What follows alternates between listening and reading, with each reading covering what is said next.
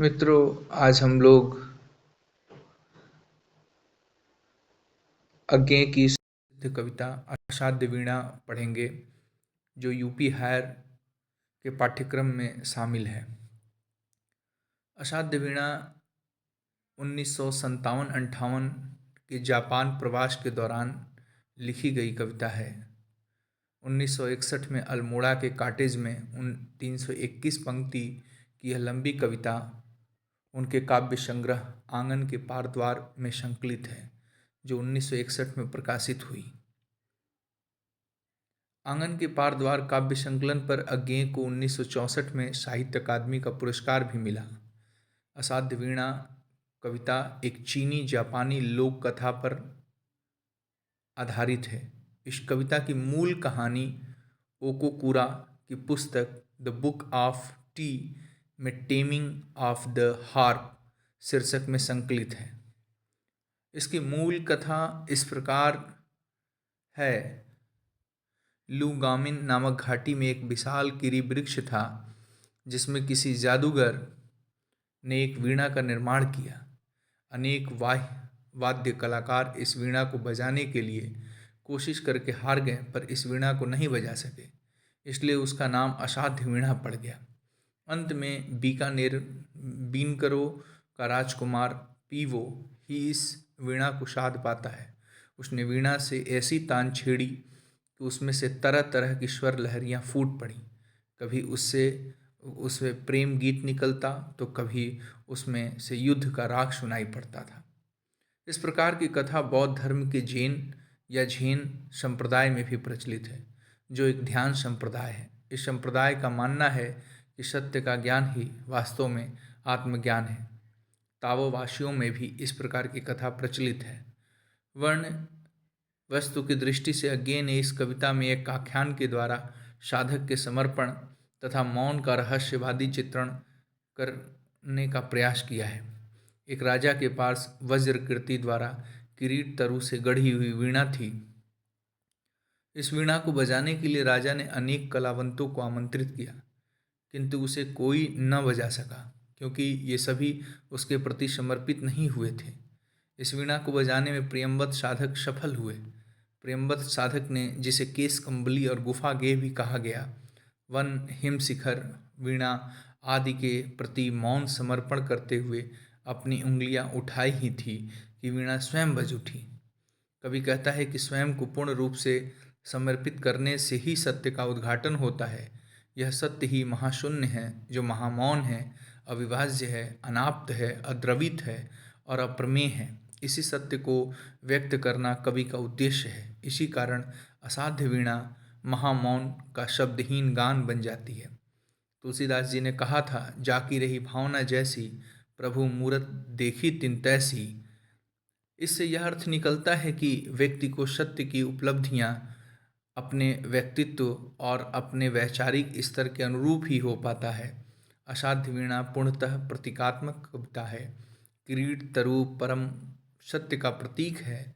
उससे बनाई गई वीणा सत्य की उपलब्धि का साधन मार्ग है, और वीणा से निकलने वाला संगीत परमात्मा की अभिव्यक्ति है। यह सत्य प्रत्येक व्यक्ति को अपनी भावनाओं के अनुसार उपलब्ध होता है। वास्तव में जीवन की असाध्य वीणा को वही साध पाता है जो सत्य के साथ साथ अपने आप को भी शोधता है, या जो अपने व्यक्तित्व और परिवेश को भूलकर उसी के प्रति समर्पित हो जाता है। यह प्रक्रिया बाहर से भीतर मुड़ने की है, जिसे अंतर्मुखी होना भी कहा जा सकता है। बौद्ध दर्शन में इस प्रक्रिया को तथता कहा गया है, जिसमें सत्य को देखकर ही सत्य को पाया जा सकता है। कवि ने असाध्य वीणा के द्वारा सृजनात्मक रहस्य को समझने का प्रयत्न किया है। व्यक्तिक अहम का विस्मरण कर जब साधक या सृष्टि के साथ लयबद्ध हो जाता है, तब रचनात्मक चमत्कार पैदा होता है। आरंभिक बौद्ध धर्म भौतिकवादी है, परंतु महायान जैन संप्रदाय तक आते आते यह काफ़ी हद तक औपनिषदिक भाववाद के निकट पहुंच जाता है। महायान के विज्ञानवाद एवं शून्यवाद संप्रदाय भी क्रमशः विज्ञान और शून्य की परमता स्वीकारते हैं, जिनकी संकल्पना काफ़ी हद तक उपनिषदों के ब्रह्म जैसी है। वस्तुतः महायान बौद्ध धर्म के औपनिषदिक चिंतन से इतनी निकटता के कारण ही शंकराचार्य को प्रच्छन्न बौद्ध होने का आरोप झेलना पड़ा था। जैन संप्रदाय का यह मानना है कि सत्य का ज्ञान वस्तुतः आत्मज्ञान है। इसे बाह्य आडंबरों और पुस्तकों से प्राप्त नहीं किया जा सकता। अज्ञे ने इसी जैन संप्रदाय की एक कथा को अपनी विचार प्रक्रिया के साथ मिलाकर असाध्य वीणा में प्रस्तुत किया है। यहाँ किरीट तरु परम सत्य का ही प्रतीक है, जिसमें निर्मित वीणा का संगीत उस सत्य की अभिव्यक्ति है। बहुत जाने माने कलावंत और संगीतकार इस वीणा को बजाने में इसलिए निष्फल होते हैं क्योंकि उनमें न सिर्फ उस परम सत्ता के प्रति समर्पण का अभाव था, बल्कि अपने कलावंत होने का अभिमान भी कूट कूट कर भरा था। प्रियंबद कलावंत नहीं है, वह स्वयं को साक्षी कहता है, जीवन के अनकहे सत्य का साक्षी। यह सत्य अनकहा है, वाणी की गति इस तक नहीं है। इस सत्य का सिर्फ साक्षी हुआ जा सकता है। यह सत्य सिर्फ अनुभूति का विषय है और इस अनुभूति के लिए आवश्यक है अहम का पूर्ण परित्याग। अपने अहम को गलाकर ही जीवन सत्य का अनुभव किया जा सकता है। प्रियंबद स्वयं को तरुतात की गोद में बैठा हुआ मोद भरा बालक मानता है। वीणा यह मेरी गोद में रखी है, किंतु मैं ही तो तेरी गोदी बैठा मोद भरा बालक हूँ।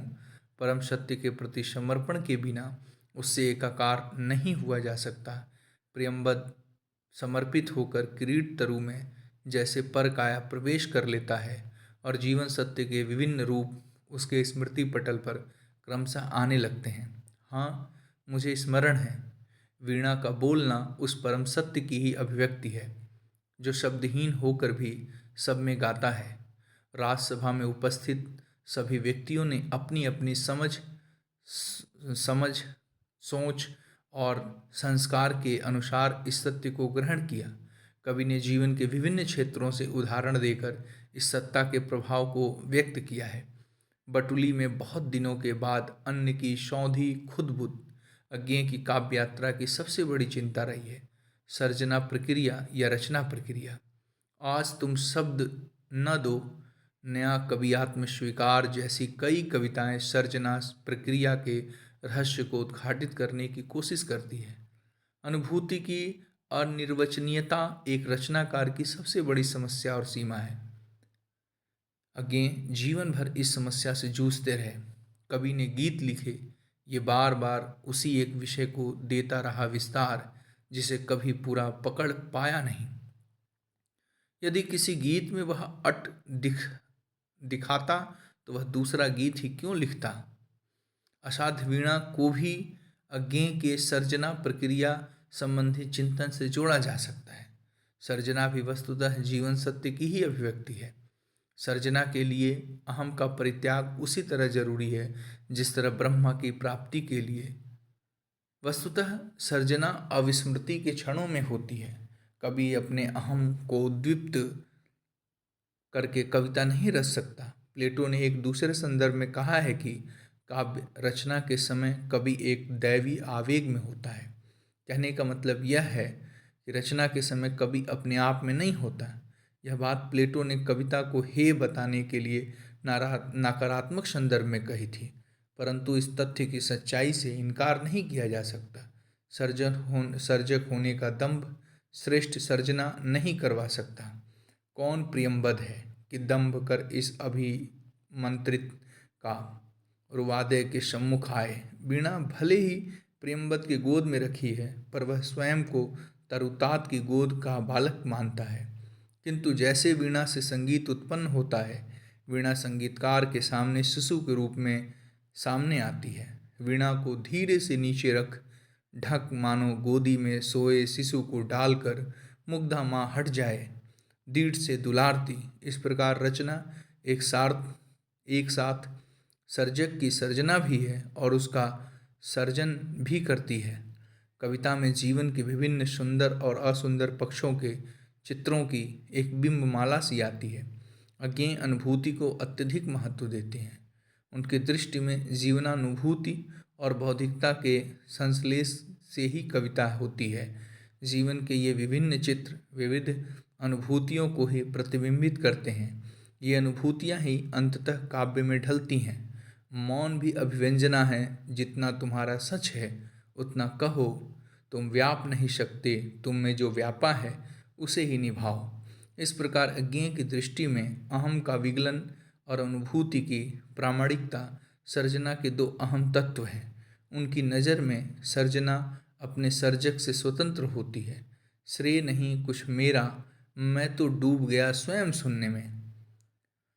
स्वातंत्र्य से उत्पन्न यह सर्जना प्रभाव में भी स्वतंत्रतादायी होती है। राजसभा में संगीत सुनने वालों ने अपनी अपनी रुचि के अनुसार अर्थ ग्रहण किया। यह प्रभाव की स्वतंत्रता का ही परिचायक है। इस प्रकार असाध्य वीणा एक साथ न सिर्फ जीवन के परम सत्य को खोज करती है, बल्कि रचना प्रक्रिया के विभिन्न चरणों को भी उद्घाटित करती है। इसमें से कुछ महत्वपूर्ण कथन हैं जो हमें एग्ज़ाम में पूछा जा सकता है, हमें देख लेना चाहिए। कृत्य कृत्य हुआ मैं तात, पधारे आप, भरोसा है अब आपको। दूसरा है कि साध आज मेरे जीवन की पूरी होगी। तीसरा, यह वीणा उत्तराखंड के गिरी प्रांतर से वन घने वनों में जहाँ तपस्या करते हैं ब्रतचारी, अति प्राचीन किरीट तरु से इसे गढ़ा था। और इसी में अगली पंक्ति के नीचे, वीणा बोलेगी अवश्य परत भी, इसे जब सच्चा स्वर सिद्ध गोद में लेगा। केस कंबली गुफा गेह खोला कंबल धरती पर चुपचाप बिछाया। और इसी के ठीक नीचे ये सब महत्वपूर्ण पंक्तियां हैं जो कि कुछ एग्ज़ाम में, राजा सिंहासन से उतरे, रानी ने अर्पित की सतलड़ी माल, हे स्वर रजित धन्य धन्य धन्य। सब डूबे तिरे छिपे जागे, और हे वंशवाद स्तब्ध इत्या, सबकी अलग अलग जागी संगीत हुई। श्रेय नहीं कुछ मेरा, मैं तो डूब गया था स्वयं शून्य में। वीणा के माध्यम से अपने को मैंने सब कुछ को सौंप दिया था। नमस्कार कर मुड़ा प्रियंवत केस कंबली लेकर, कंबल गेह गुफा को चला गया। ये हम लोग असाध्य वीणा पढ़ रहे थे। आज की क्लास में हमने असाध्य वीणा पढ़ा। अगली क्लास में नदी के द्वीप पढ़ेंगे, अज्ञेय की कविता। धन्यवाद साथियों।